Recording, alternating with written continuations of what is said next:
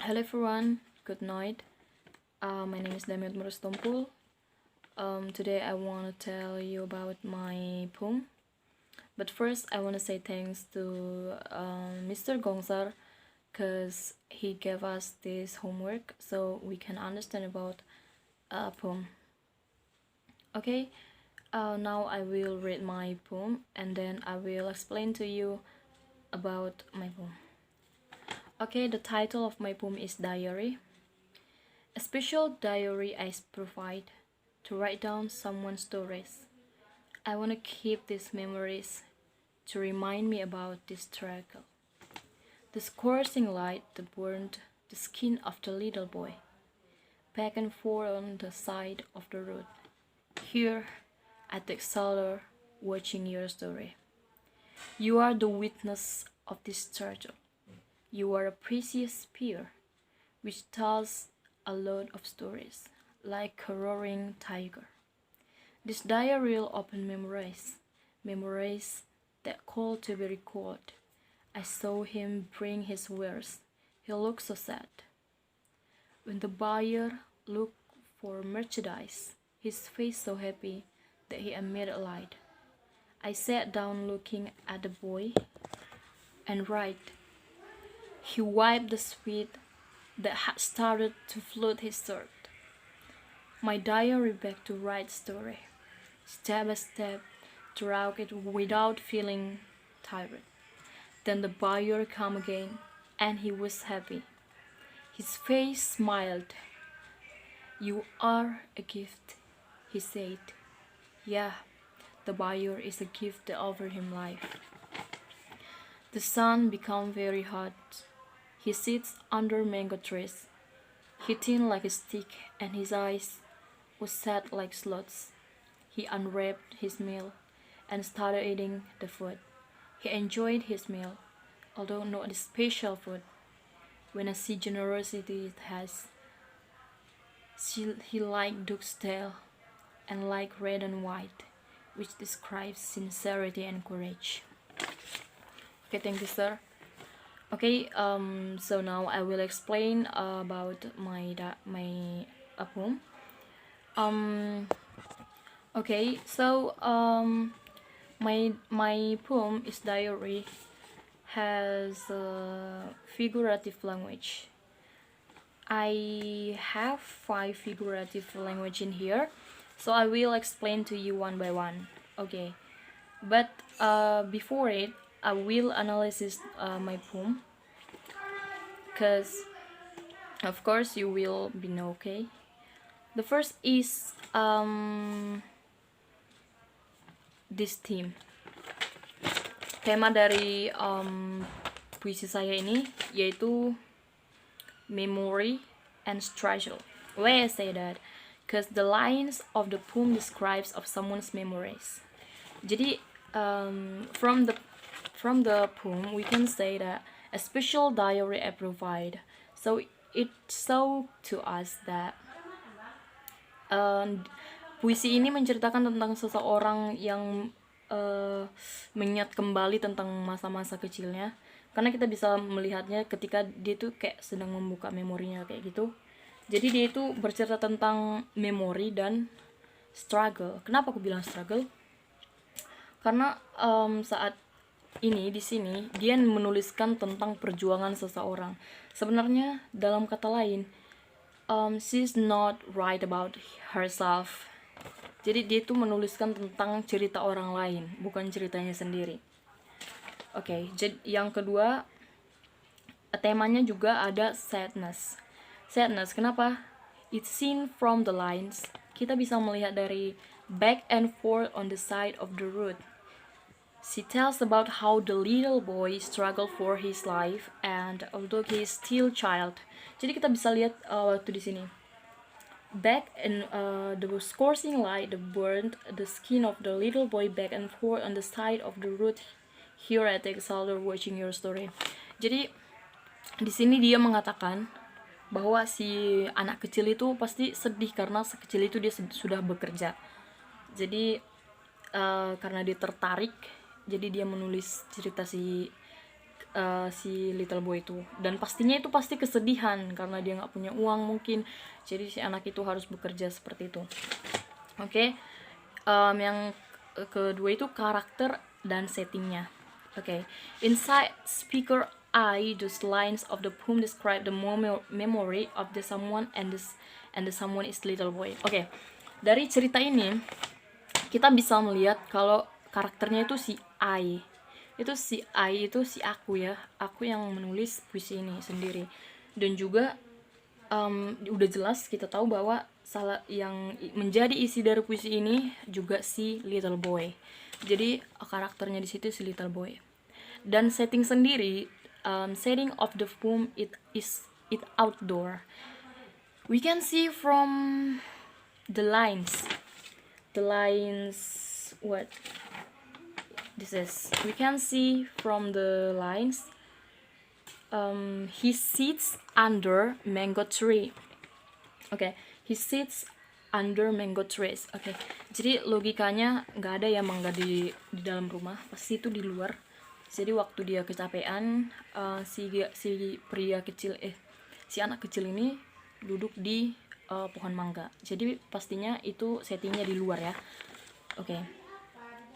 And then we are going to figurative language. Okay, there are 5 figurative of speech such as personification, simile, hyperbola, symbol, and metaphor. Okay, the first one I will explain with personification.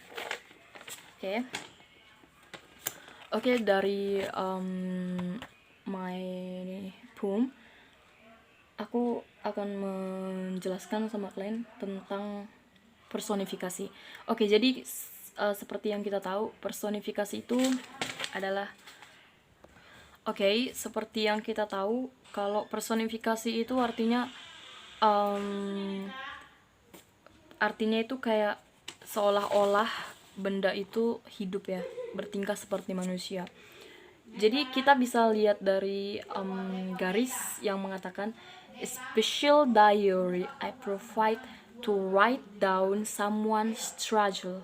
Okay. The lines tells like diary can write, meanwhile diary is an unanimated object, then it is called personification. Jadi katanya garis itu, baris itu menunjukkan seperti diary itu bisa menulis ya, padahal kan diary itu benda mati, dia nggak mungkin bisa menulis, tapi karena untuk memperindah puisi itu jadinya digunakanlah majas personifikasinya. Oke, yang kedua majas hiperbola. Oke, majas hiperbola kita bisa lihat dari the scorching light that burned the skin of the little boy. Okay, in that line it is super flawless if the sun can burn someone's skin, but to dramatize poetry one must use the figure called hyperbola. Okay, jadi katanya saking panasnya matahari itu sampai membakar kulit ya, sampai membakar kulit ya. Logikanya nggak mungkin lah bisa matahari membakar kulit. Jadinya untuk mendramakan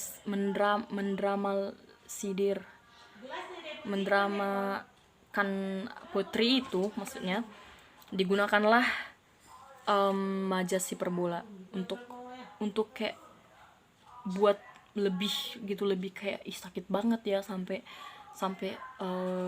terkelupas lah itu kulitnya ya kan, sampai terbakar.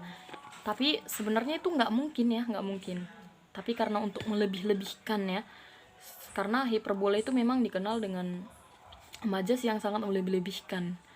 Jadi akhirnya saya menggunakan hiperbola di sini tuh seperti itu. Oke, yang ketiga itu simile.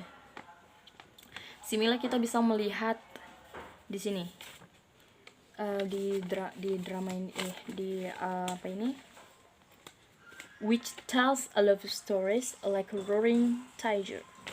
Okay, from the lines, the diary is depicted telling a lot of story than compared to roaring tiger. Jadi simile ini adalah majas yang membandingkan dua objek atau dua benda, atau pokoknya membandingkan lah. Jadi di sini dia dibandingkan dengan aungan harimau. Jadi karena dia menceritakan, si diary ini menceritakan banyak kisah, ujungnya dia itu dibandingkan dengan dia kayak singa yang harimau yang mengaum gitu. Oke. The fourth is metafora. Oke, seperti yang kita tahu, metafora itu seperti jadi metafora itu seperti yang kita tahu, yaitu majas yang menggambarkan sesuatu itu dengan tidak arti yang sebenarnya. Maksudnya di sini sebelumnya kita lihat dulu apa di sini metafora. You will see what the metaphor in here is. You are a gift. The line say the buyer is a gift or blessing, but meanwhile we know that buyer is a woman, right? But in these lines he said that you are a gift. Gift is things, but he means that gift is a woman. Jadi di sini tuh dia bilang kalau si pembeli itu kayak anugerah gitu ya kan, kayak bener-bener hadiah gitu sama dia. Padahal kan sebenarnya si pembeli itu cuman manusia gitu, cuman gara-gara untuk memperindah puisi itu jadi dibuatlah seperti ini. Seperti itu. Dan yang terakhir simbolnya. Di sini ada majas simbol. Majas simbol itu di sini kita bisa menemukan he like to steal and black and white. Jadi dia itu seperti baja yang sangat kuat dan juga seperti hitam dan putih. That line uses symbol cause black and white is a color. But in that poem, black and white means sincerity and courage. Jadi kalau ini di arti yang sebenarnya, black and white itu artinya warna. Cuman karena ini kita pakai sebagai majas, maka artinya itu adalah sincerity and courage. Jadi dia punya makna yang berbeda ketika kita masukkan dia ke sebuah poem. Juga di sini saya menggunakan rima ya. I use the rhyme for my poem is A B B A B A B A B A B. Jadi kebanyakan saya menggunakan ABAB, rima ABAB, tapi ada juga sebagian yang ABBA. I think that's all about my explain.